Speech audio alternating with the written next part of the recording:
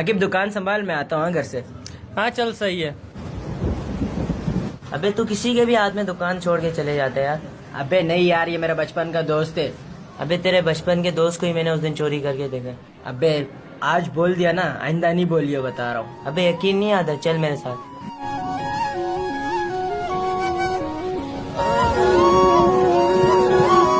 देख अब। अबे ये इसी के पैसे थे, मेरे सामने इसने दराज में रखे थे, अपने पैसे निकाल रहा है। और हाँ, दूसरों के मामले में दखल देने की जरूरत नहीं, अपने काम से काम रख। मुझे लगता है कि तुझे पैसे चाहिए होंगे। नहीं नहीं यार, मुझे पैसे नहीं चाहिए। अबे मुझे पता है यार, ये 500 रख ले और चाहिए बता दियो मुझे। अबे यार, ये मेरे से इतना अच्छा करा, मैंने इसी के पैसे उठाए। नहीं यार, मुझे इसके साथ ऐसा गलत नहीं करना चाहिए, मुझे इससे माफी मांगनी चाहिए। आदि यार सॉरी, मैंने तेरे गलत से पैसे निकाले थे। अरे तो क्या हो गया यार, तू मुझसे भी मांगता क्या, मैं मना करता है क्या? कोई बात नहीं यार, जो मेरा है वो तेरा है।